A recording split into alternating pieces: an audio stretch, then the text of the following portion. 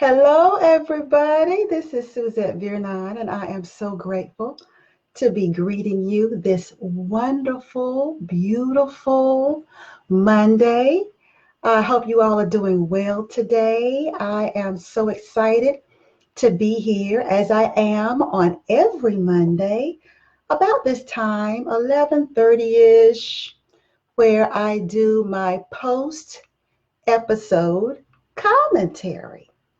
You see, I have a podcast. Yes, I do. It's called the Enough Factor Podcast, where we are redefining what makes us enough in life and in love on our own terms. And so, after each episode, which releases on Sundays at around 8 a.m. Eastern Time, after each one of them, I come on Monday and do my post episode commentary.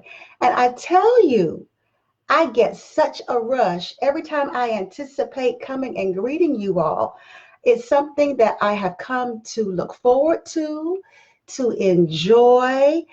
And I don't know about you, but every time I do a Facebook Live and I see that countdown, 3, 2, 1, it's like my energy level just spikes. And it's a nervous energy, but it is an energy that works for me, right? And so I am so grateful. Thank you. Hi, Carolyn. Hi, Avril. I hope I'm pronouncing your name correctly. Hi, Andrea. Welcome. Thank you so much. I know some of you are taking time from work. It's probably your lunch break and such, and you're joining me. Oh my God, how lucky am I?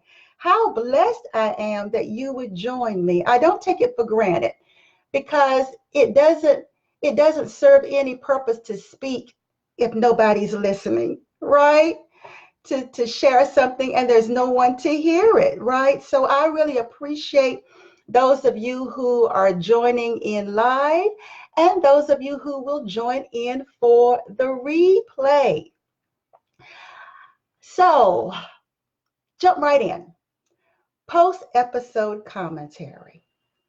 I did an episode that posted yesterday with the absolutely altogether lovely Zelda Cookie Wade. Hi, Alice. And Zelda is the founder of 50 Plus Women of Color, Class, Confidence, and Style. And with me being a 50 plus woman, yes, I am 59, going to be turning 60 this year. It was so wonderful to discover a community online with other women who were like myself. I am a very youthful, vivacious, purpose-driven woman in my 50s. And I was happy and privileged and proud to find this wonderful group that Zelda Cookie Wade dreamt up. And or I should say not dreamt, I should say manifested.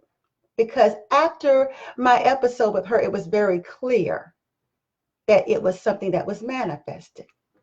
So in our conversation, she said something that was so key to why she created this group, which is now 29,000 women locally and internationally.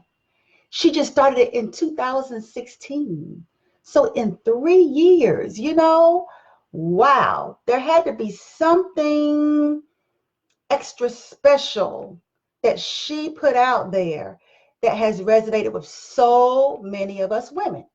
So anyway, as I was talking with her and I asked her why she created the group, she said these 3 words: I was lonely.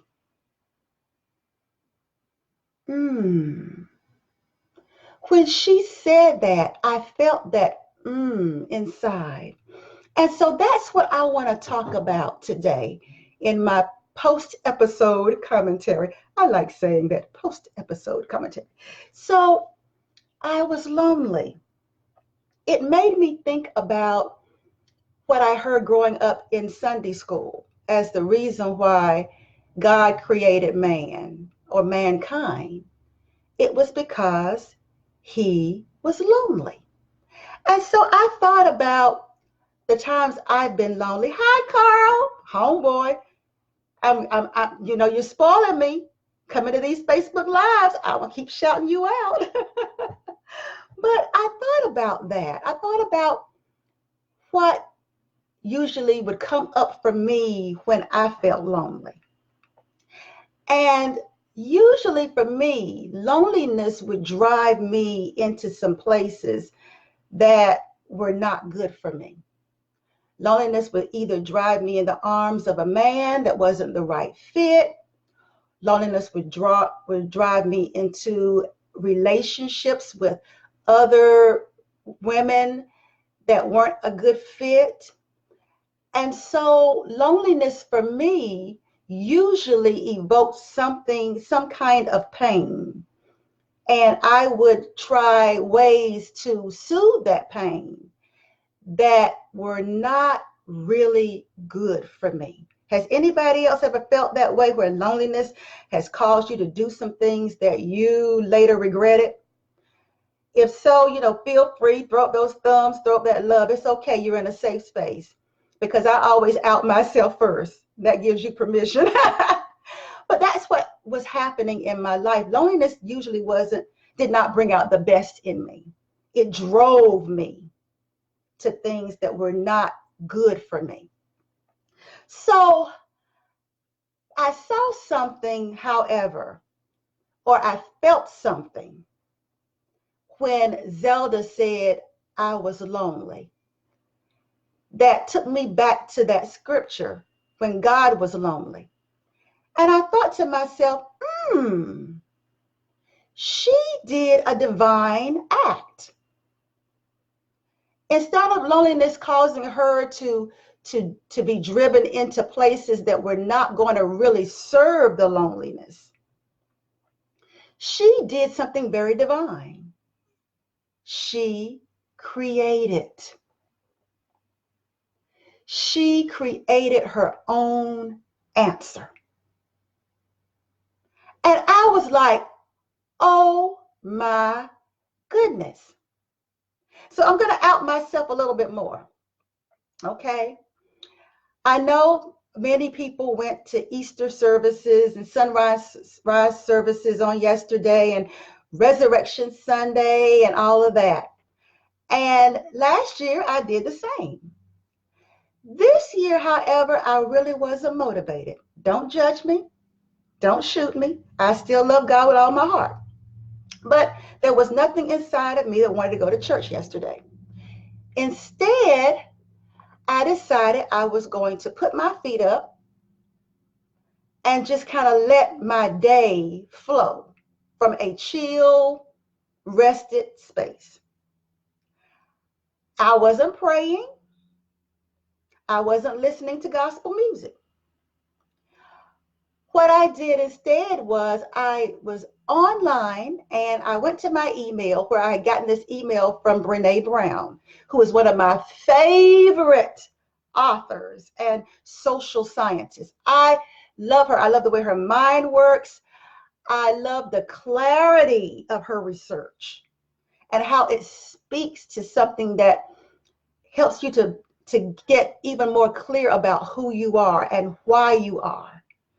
It gives you answers and closure. It validates the human experience, but is a clarion call to higher consciousness, or to dig down into the power that you have inside that maybe for whatever reason you're missing.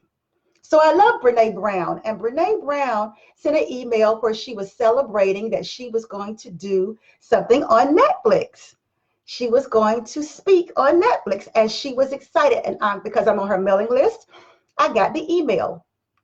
And amazing to me, she shouted out someone that I never would have thought she would have. Beyonce.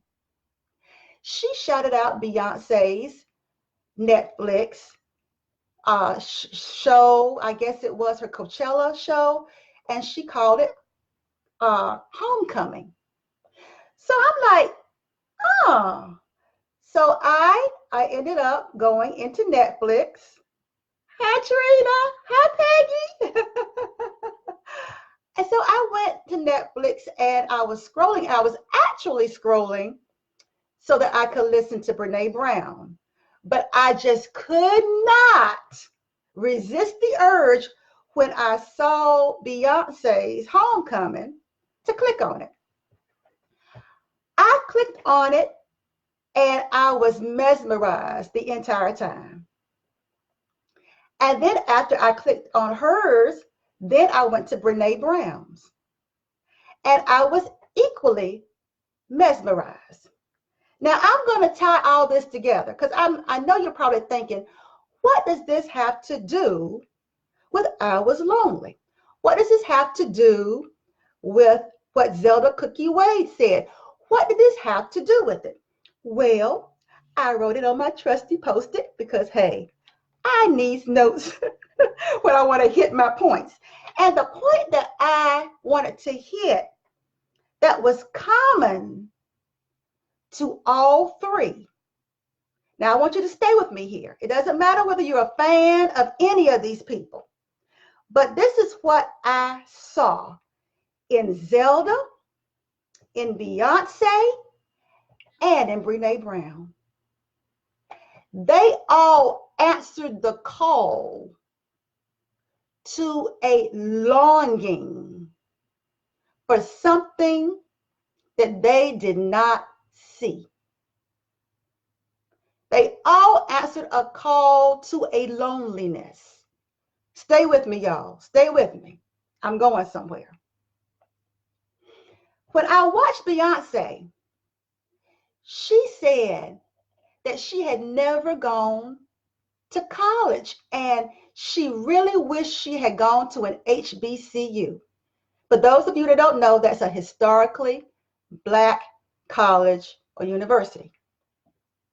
Now, and Brene Brown, she didn't quite say what her longing was, but by virtue of her deciding to go from a classroom or the Oprah stage to her own Netflix show, there had to be a longing in her as well, right? And Zelda shared that her longing, she had a longing because she was lonely. And what I believe is when your soul longs for something that it does not see in the way that you feel it and sense it, it creates a loneliness in you for it. Oh, I'm getting happy hearing myself. It creates a loneliness in you for it. So, lest you should be driven by your loneliness, as I used to be, into the arms of something that could never serve it, right? The first thing that I saw is in order for you to really answer the call of loneliness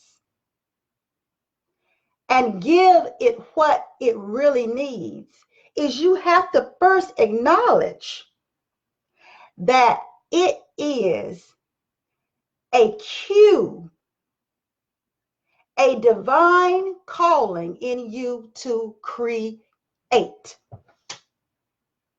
For you to create the answer to your loneliness. That's what I got out of it. All three women created the answer. Now, there needs to be clarity too. You have to have done some soul work, some digging deeply into your own isness, your own essence, your own enoughness. You had to have gotten a little deeper within to have an idea of how to go about the answer.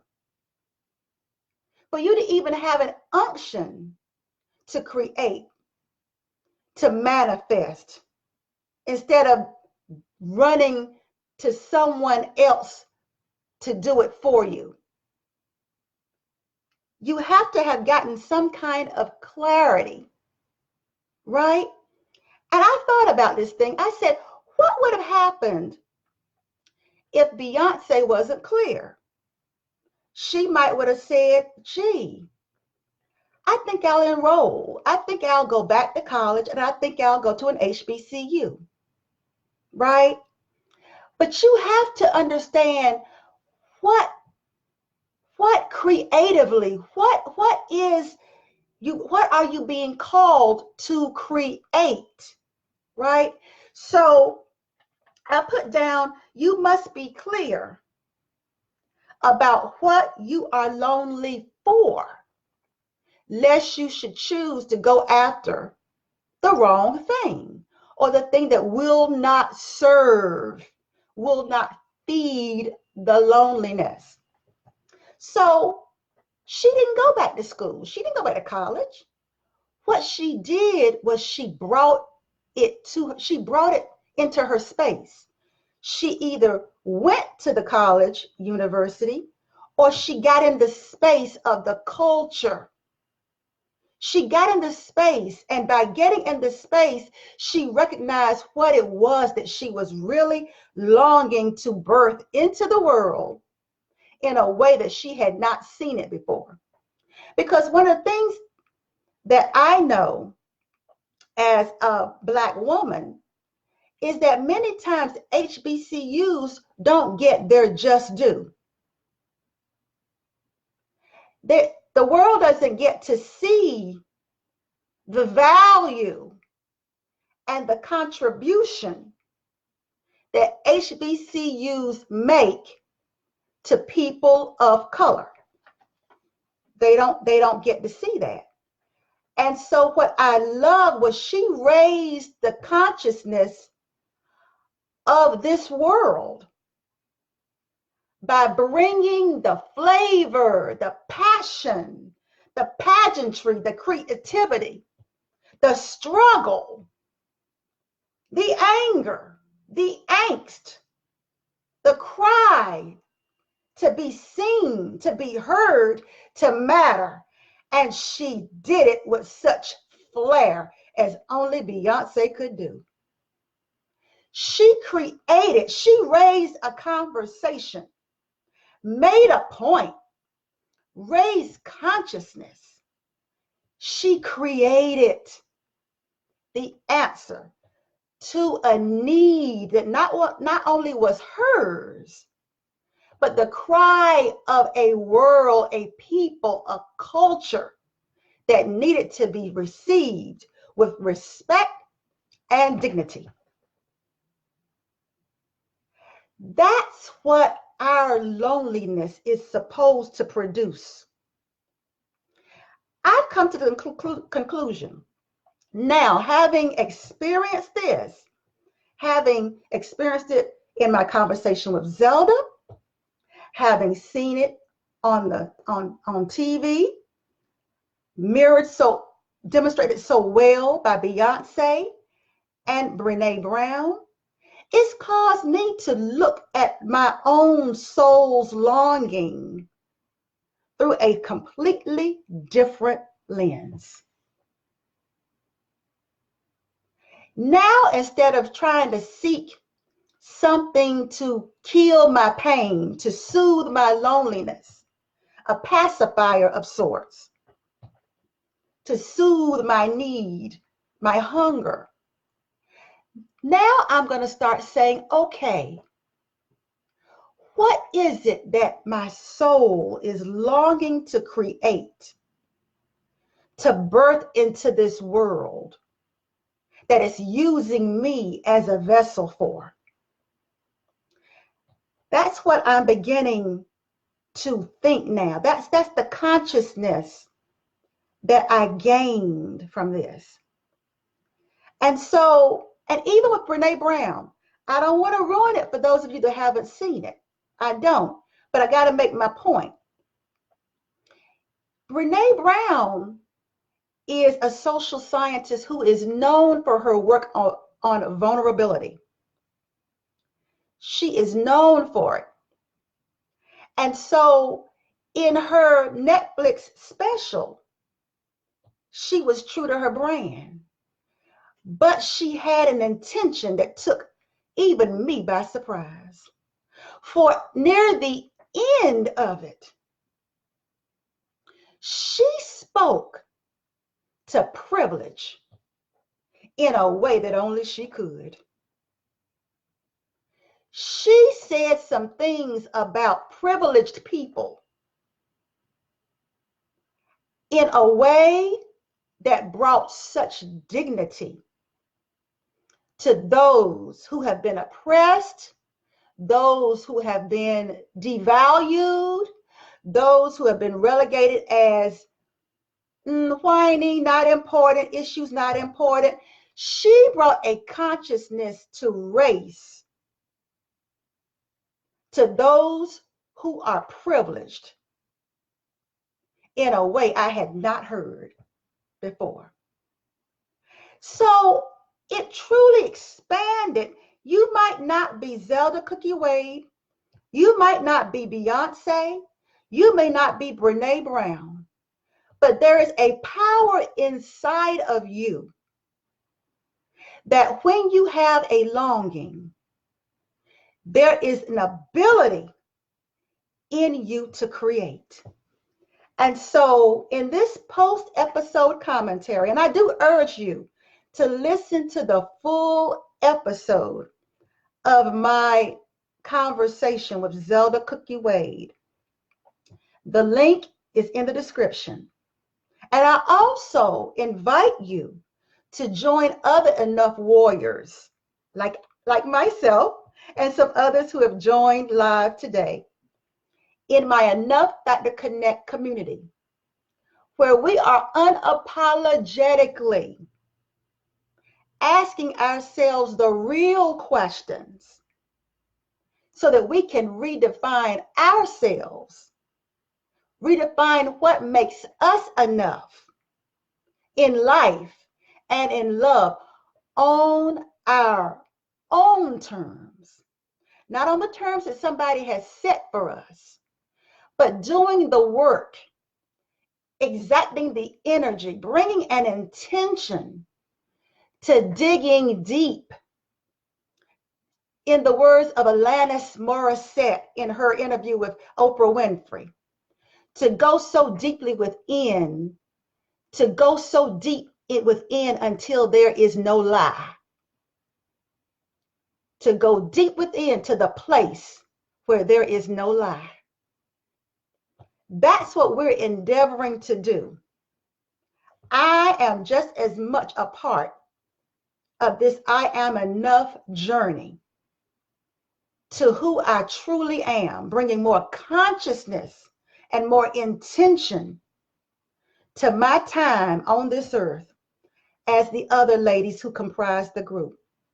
So if that's you and you're willing to not just get into the group to promote and sell, if that's your angle, this group will not serve you. But if you feel like you are on a journey as well to becoming your best self and to answer your highest call, and you know it takes the courage of a strengthened enoughness. I call them those three critical factors: your voice, your value, your vision.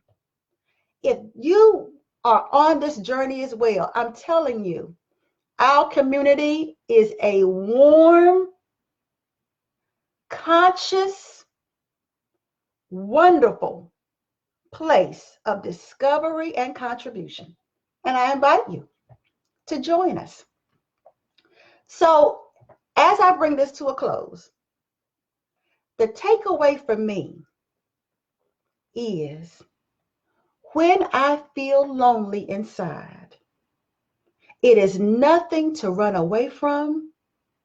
It is nothing to run into something that is not good for me. It is a call of the divine for me to create the answer to my soul's longing.